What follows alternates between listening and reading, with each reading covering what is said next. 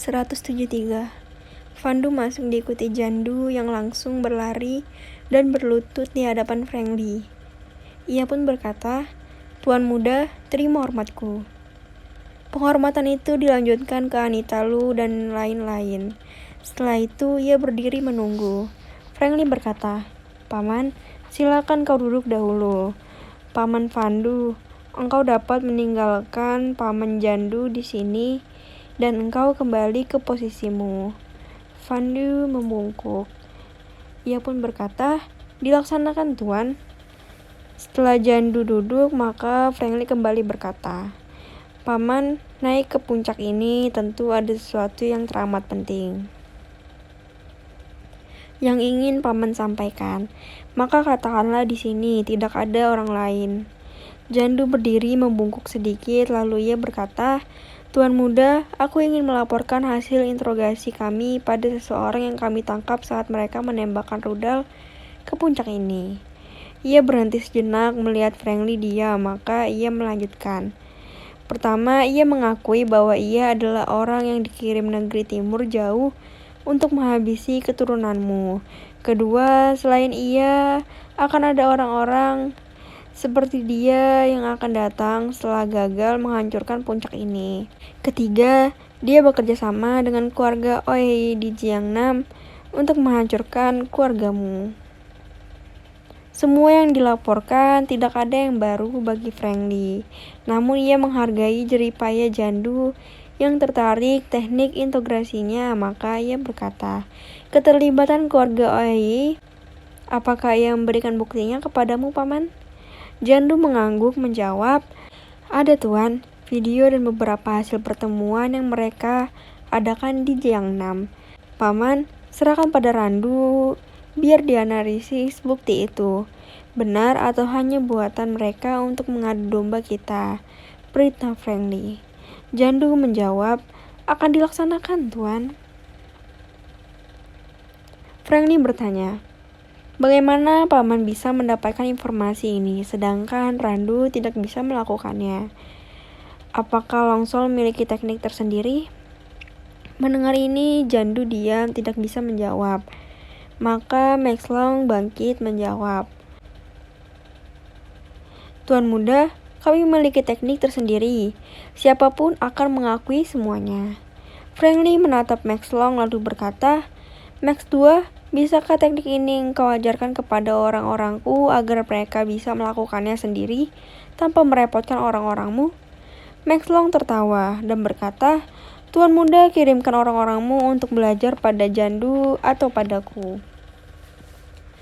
Frankly tersenyum lalu berkata pada Randu, "Engkau antarkan pamanmu dan ambil bukti keterlibatan keluarga Oi, serahkan kepada Peter Lo untuk dianalisis.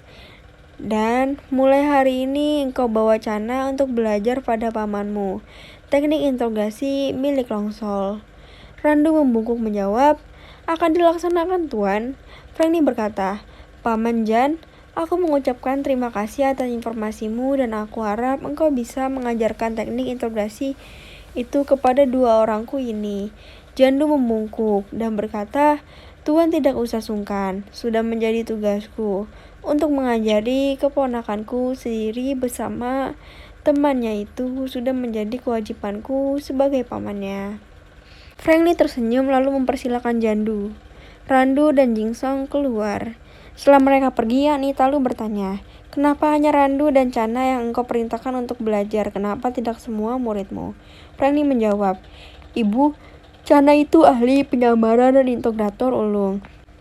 Randu sama dia integrator yang baik, sedangkan yang lain hanya Peter Lo yang bisa menjadi integrator. Jadi aku mengirim Randu yang dapat mengajarkan teknik itu kepada adik-adiknya yang 17 orang. Begitu juga Chana dari militer. Ia bisa membagi ilmunya kepada 16 saudaranya. Efisien. Mengirim 2 orang untuk belajar sama dengan mengirim 36 orang muridmu." Max Long berkata. Lalu ia melanjutkan, "Engkau memang pantas menjadi pemimpin. Efisien, tidak suka buang waktu dan omong kosong." Frankly tertawa. Semua ini Tetua Li dan Nenek Mulan yang mengajarkan padaku. Julian bangkit lalu berkata, Tuan Muda, jika terbukti keluarga Ohi terlibat, aku mohon padamu untuk menyita semua miliknya dan serahkan pada rakyat Jiangnam.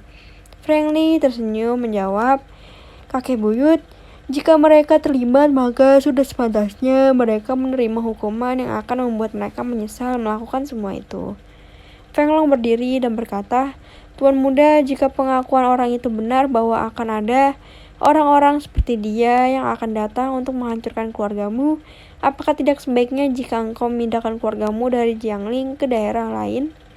Friendly menjawab, aku juga memikirkan hal yang sama. Mungkin mereka tidak bisa menyentuh istriku, putra dan putriku, namun yang aku takutkan adalah orang-orang di dekatku yang akan menjadi sasaran mereka. Jackson berkata menanggapi Friendly. Cucuku, setelah semua ini mungkin engkau harus memberikan pengawalan yang ekstra ketat kepada orang-orang yang penghuni puncak ini. Friendly mengangguk menjawab, engkau benar kakek, aku akan mengurusnya agar Yanti, Grace, Sinta, dan lain-lain jika meninggalkan bukit ini harus mendapat pengawalan. Tetua Li berkata, mereka bekerja di tempat berbeda, maka satukan mereka di satu tempat untuk mengurus semuanya secara bersama-sama dan pengawalan hanya ditempatkan di satu tempat, tidak terpisah-pisah. Friendly bertanya, di manakah menurutmu tempat terbaik mereka berkumpul untuk menjalankan pekerjaan mereka? Apakah di Donghai? Tetua menggeleng kepalanya lalu berkata di tempat yang tidak diperkirakan oleh musuh-musuhmu. Jika Donghai mereka sudah tahu itu milik siapa. Aku akan membicarakan kepada Sinta bagaimana pendapatnya. Jawab Friendly. Sementara Jiangnam, David Oei memimpin rapat untuk membahas kegagalan mereka di Jiangling. Seseorang berwajah campuran timur jauh berkata, aku pikir kita masih aman setelah ke-6 orang yang kita kirim tewas di sana.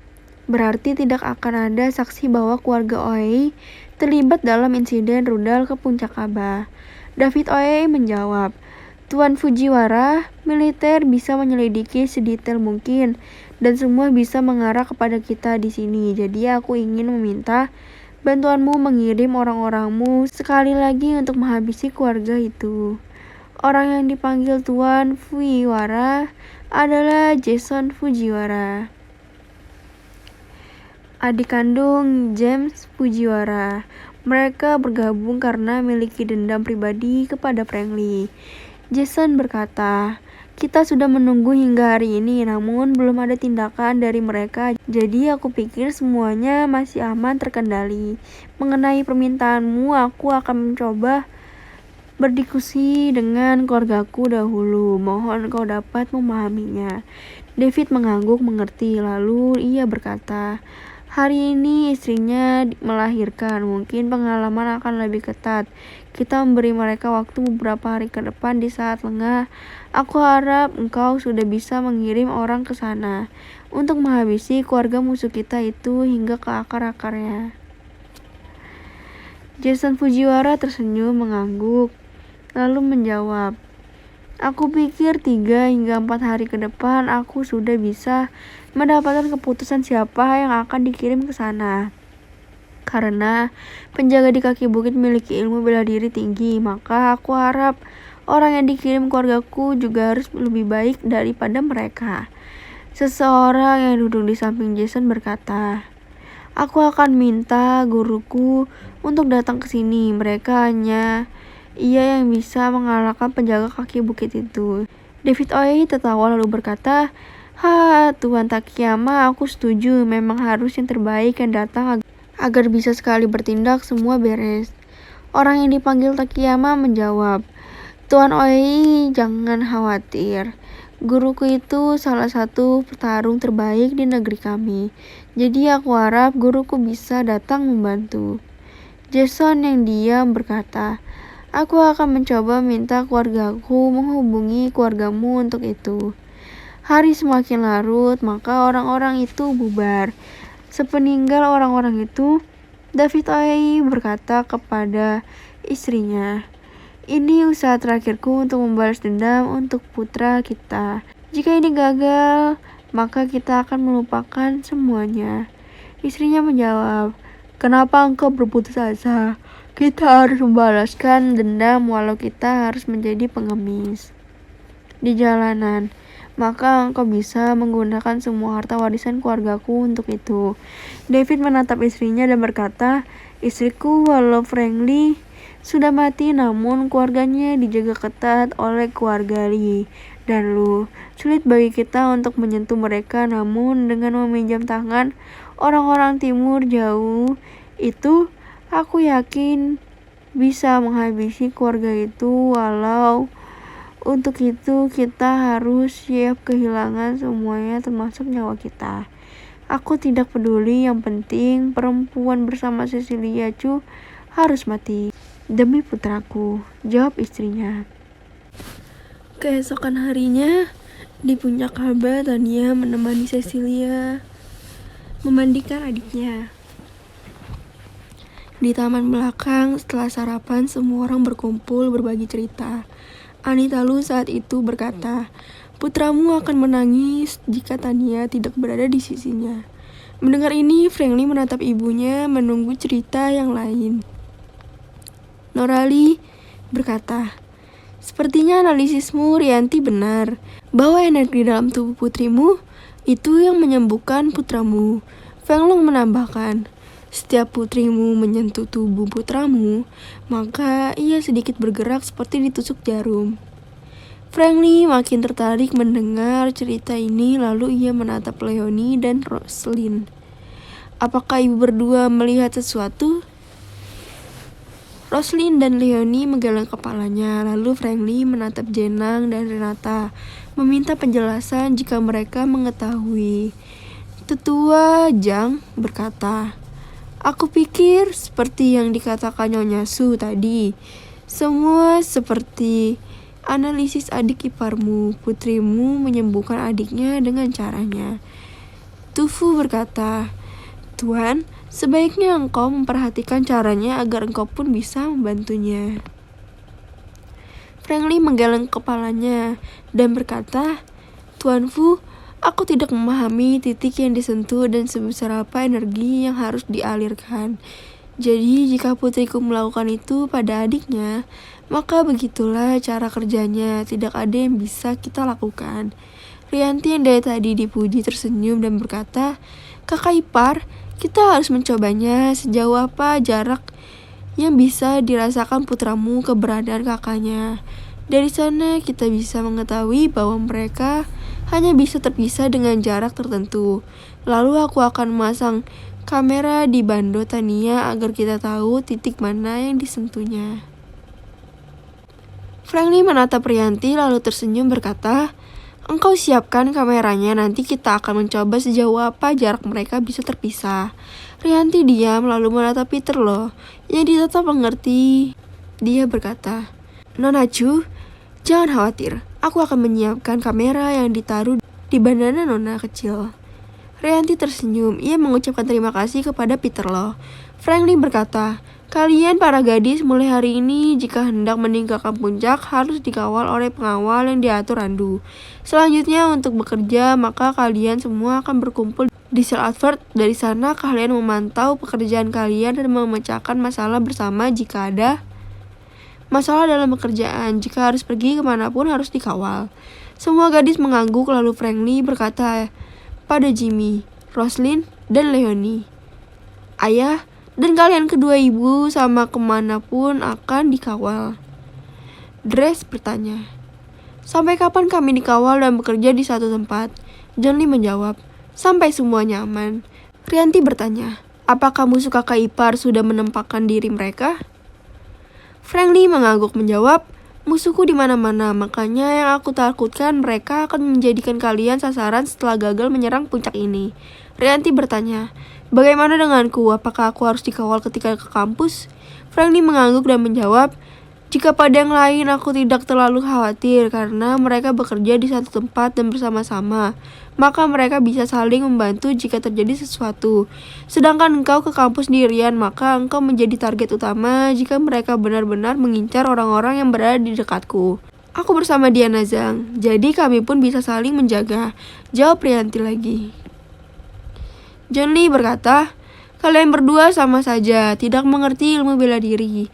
Terutama engkau, Rianti, bagi mereka yang tahu bagaimana hubunganmu pada putraku dan istrinya, maka engkau adalah target utama, seperti kata putraku. Mulai besok, kemanapun engkau akan dikawal oleh Randu. Rianti duduk menjawab, "Baik, ayah." Frankly tersenyum lalu berkata, "Randu mengawalmu, tidak akan berdiri di sampingmu. Ia akan ada saat engkau menemui masalah." Lalu Frankly berkata pada Randu, "Engkau atur pengawalan untuk para gadis di Salford. Mereka harus pulang bersama-sama ke sini. Jika ada yang keluar dari kantor, maka 4 orang pengawal harus ikut. Dan untuk Rianti, engkau tahu tugasmu." Randu mengangguk menjawab, "Dilaksanakan, Tuan." George Chu mentitikkan air matanya. Melihat putrinya begitu diperhatikan dan disayangi oleh keluarga ini, Rani berbisik padanya, "Putrimu pantas mendapatkan semua ini karena dialah Frankly dan Cecilia masih bersatu." George berkata, "Sedari kecil ia sudah sendirian di Jiangling.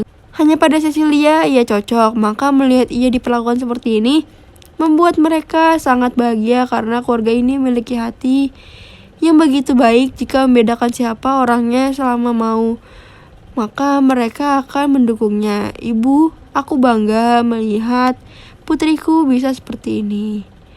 Rani memegang tangan putranya dan berkata, "Selama ini aku salah dan sekarang mataku baru terbuka. Dan aku bersyukur 2 cucuku menjadi bagian dari keluarga ini. Semua karena Frankly dan Cecilia, maka putriku mendapatkan kebahagiaan di tengah-tengah keluarga ini." Jawab George Chu.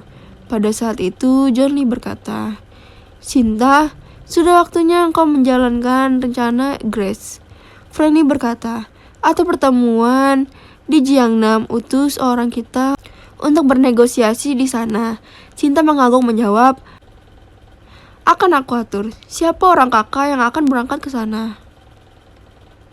Frankly berkata, "Randu, atur Jeff dan Jarko untuk berangkat ke Jiangnan. Pelajari berkas bersama Sinta dan lakukan negosiasi sambil mempelajari situasi di sana. Jika memungkinkan, selidiki mereka." Richard C. maju. "Tuan, sobatkan Chana di antara mereka dengan penyamarannya. Ia tidak akan dikenali sebagai Dewi Perang Xia. Ia ahli IT untuk mengambil semua rekaman CCTV di sana." Frankly mengangguk lalu berkata, "Engkau atur Chana untuk berangkat bersama kedua kakaknya." "Baik, Tuan, dilaksanakan," jawab Richard. Sinta dan para gadis bersama Jeff dan Jarko berangkat ke Salford untuk mempelajari berkas yang menutup celah untuk sebagai pelajaran para gadis.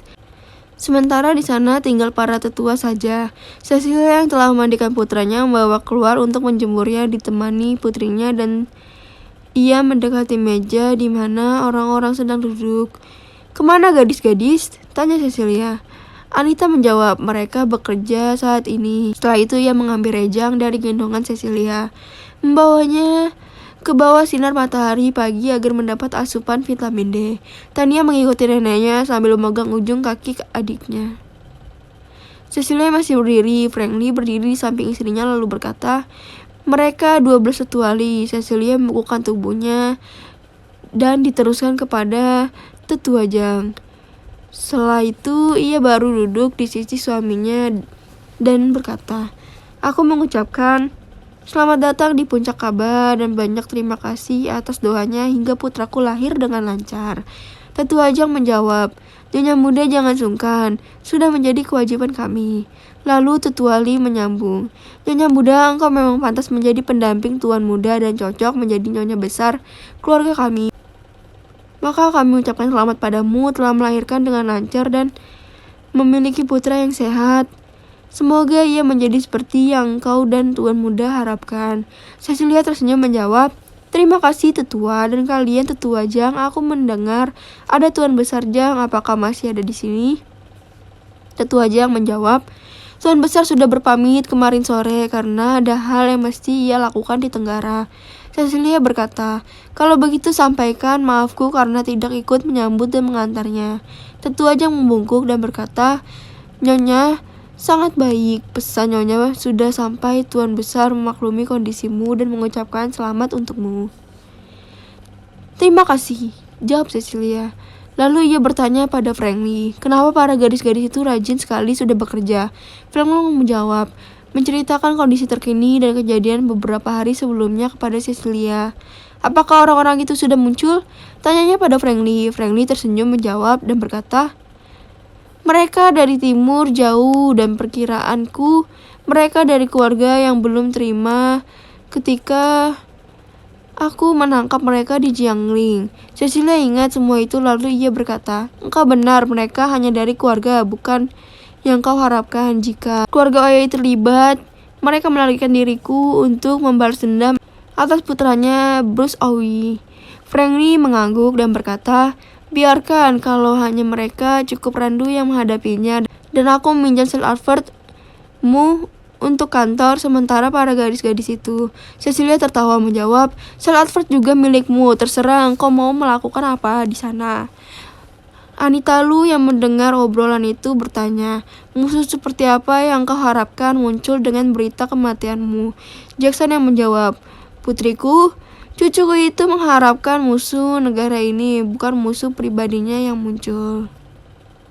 Franklin menambahkan, kakek benar, ibu, kalau masalah pribadi seperti keluarga Oyai itu, bukan apa-apa yang aku harapkan muncul.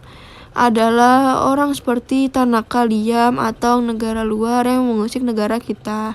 Max Long bangkit dan berkata, Tuan Muda, di utara orang-orangku melaporkan sudah ada pergerakan orang-orang yang selama ini bersembunyi karenamu. Mereka satu persatu muncul dan berkumpul di bawah naungan tentara hitam. Franklin menatap Max Long yang ditatap mengerti lalu melanjutkan, aku belum ingin melaporkan padamu karena masih mengawasi dan menyelidiki kemana arah orang-orang itu. Setelah memastikan, maka aku akan melaporkan padamu. Ini kau anggap sebagai laporan awal untukmu. Renata menunduk mendengar tentara hitam lalu ia bangkit dan berkata, Tuan Muda, tentara hitam adalah perkumpulan bawah tanah negeri ini. Sama seperti Longsol, pimpinan mereka memiliki kekuatan tempur tinggi. Sejak dikalahkan oleh suamiku, ia mengundurkan diri ke gunung Himalaya di Tibet. Jika laporan Tuan Long benar, maka mereka lawan yang sulit untuk ditaklukkan. Franklin diam lalu ia bertanya, apa tujuan mereka? Max Long menggeleng kepalanya. Begitu juga Renata.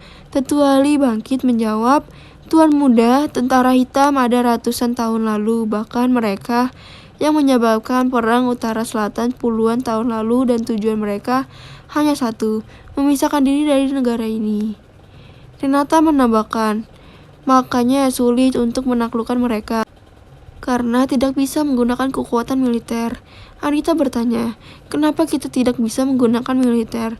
Renata menjawab, mereka seperti Longsol menyatu bersama rakyat, maka sulit membedakan mereka dan kesulitan kedua, mereka organisasi tertutup, tidak ada markas tetap.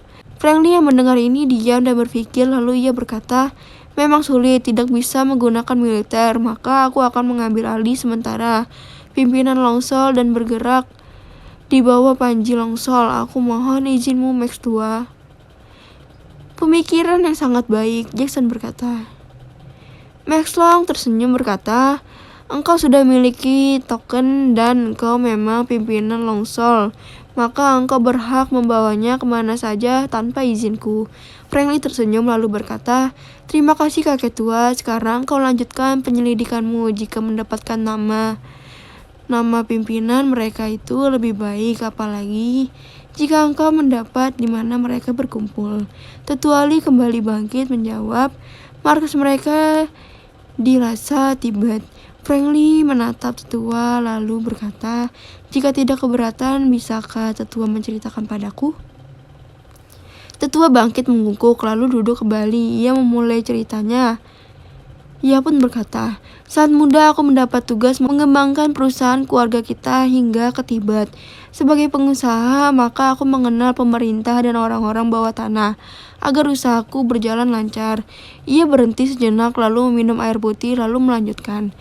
Di antara orang-orang di bawah tanah itu adalah tentara hitam yang melarikan diri dari utara saat perang utara selatan puluhan tahun lalu masuk ke Tibet dan menetap di sana. Di sana mereka menyusun kekuatan baru dan menghasut para biksu di sana untuk bergabung bersama mereka. Dahulu pimpinan mereka dari keluarga Sung, namun aku tidak tahu sekarang. Renata menambahkan, biksu yang bergabung bersama mereka adalah biksu buangan karena melanggar aturan lama. Lama adalah pimpinan spiritual tertinggi di Tibet. Setelah mendengar, Frankly kembali berkata, Max tua, engkau awasi yang berada di utara. Lalu Frankly mengambil teleponnya, menghubungi seseorang. Tidak berapa lama telepon diangkat dan berkata, Tuan muda, apakah ini engkau? Bagaimana kabar engkau? Sudah mati. Frankly tertawa lalu menjawab, ini aku, berita itu untuk musuh-musuhku agar muncul. Dan sekarang mereka sudah muncul di utara dan berasal dari daerahmu, saudaraku. Yang kau maksudkan tentara hitam? Maka engkau benar, mereka sekarang bergerak ke utara. Terdengar jawaban dari ujung telepon. Frankly berkata, kirimkan kepadaku siapa pimpinan mereka dan sejauh apa kekuatan mereka. Tidak terdengar jawaban beberapa saat. Tuan muda, semuanya sudah aku kirim. Data pimpinan dan kekuatan mereka. Terdengar kembali jawaban dari ujung telepon. Frankly tertawa menjawab, terima kasih. Engkau awasi pergerakan mereka dan lapor padaku. Jika perlu, aku akan terbang ke Tibet dan kita bisa membakar ikan lagi. Jawaban dari ujung telepon, aku laksanakan, Tuan muda. Jika ada waktu, engkau datanglah, kami merindukan. Baik, aku tunggu laporanmu dan jika ada waktu, aku ingin berlibur bersama istri dan putra-putriku ke tempatmu, saudaraku. Jawab Frankly dan mematikan teleponnya. Frankly menyebut nama pimpinan saat ini, Indra Sung, dan beberapa biksu lama sebagai pimpinannya. Kekuatan mereka pada biksu lama. Jadi mereka berani masuk ke utara untuk membuat kekacauan, kata Frankly. Renata menggeleng kepalanya lalu berkata, Tuan muda, biksu lama bukan lawanmu, namun ada satu petapa Himalaya yang sudah dianggap tetua Sung itu mungkin menjadi lawanmu. John Lee bertanya, apa rencanamu? Frankly menjawab, aku akan mengedepankan dialog. Jika harus bertempur, maka hanya aku dan pimpinan tertinggi dengan taruhan siapa yang kalah harus mengikuti yang menang. Yang kau pertaruhkan adalah longsor, John Lee berkata. Frankly mengangguk lalu berkata, Ayah, aku akan menilai siapa lawan baru mempertaruhkan itu. Renata berkata, Pertapa Himalaya tetua keluarga Sung adalah salah satu dari yang terbaik di pegunungan itu. Aku harap engkau berhati-hati. Tetua Jang berkata, petapa itu bernama Mike Sung. Saat muda ia pernah belajar di tempat kami. Dengan ilmu bela diri kita tentu ia akan menjadi terbaik di Himalaya. Tetua lain menyambung, ia berbakat dalam ilmu bela diri. Mungkin saat ini ia sudah bisa membuka 13 titik dalam tubuhnya. Jika dinilai dari energi dalam tuan muda, maka masih jauh di atasnya. Namun dalam gerakan ia lebih baik karena langsung mempelajari dari pendahulu kami. Frankly terdiam dan benar apa yang disampaikan oleh para tetua tadi. Ia kurang latihan.